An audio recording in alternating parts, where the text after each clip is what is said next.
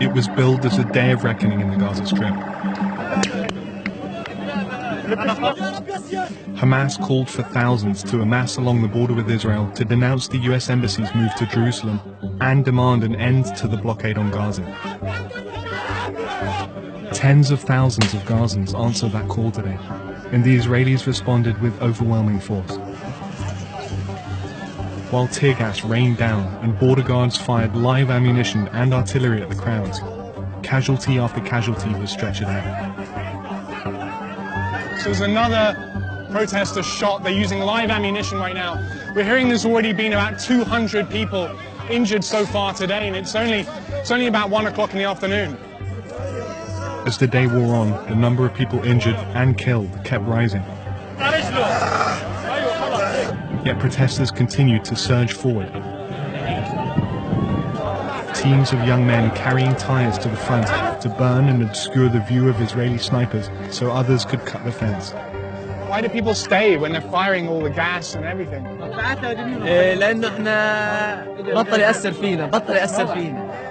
This was the largest loss of life since these protests began.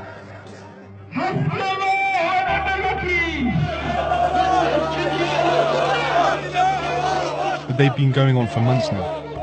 Funerals like this take place nearly every week.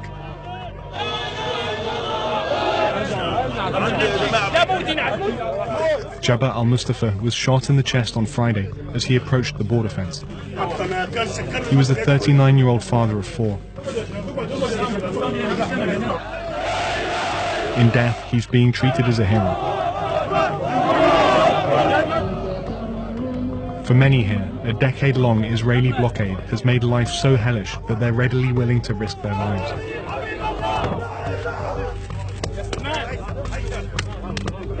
وسنبقى بإذن الله نقاتل ونصارع. 29-year-old Tamer Abu Dhaka and his family are a case in point.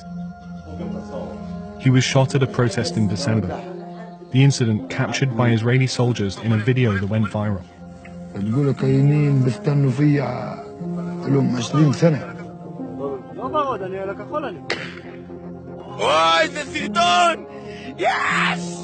الشباب في غزة وضعهم صعب لله، وعشان هيك الشباب بتشرق من القرف اللي هم فيه. Tamer thinks he'll end up losing his leg. Yet just last week, his brother went out to a protest and suffered the very same injury. For Hamas, the large turnout for these protests is a victory in itself.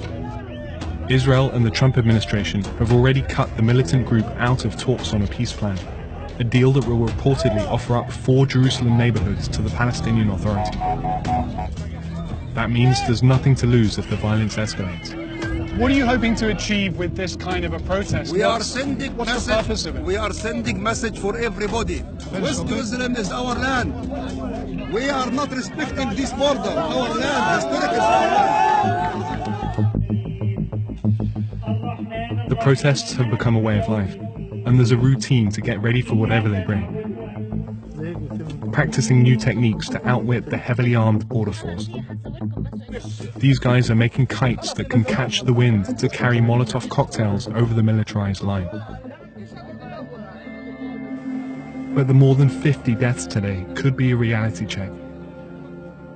The body count in the morgue at Gaza City's main hospital is higher than it's been since the last war with Israel.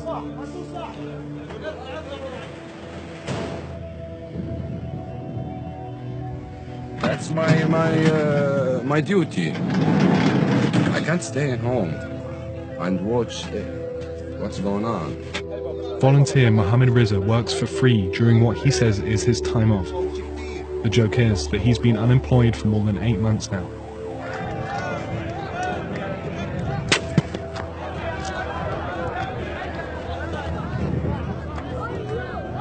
The Palestinians, they have nothing to lose.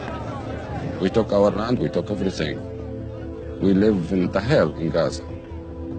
So that's why they go so close. They don't... These young people, they don't have problem if they got injured, even if he got die. Why? They have nothing to lose. There is no life in Gaza at all.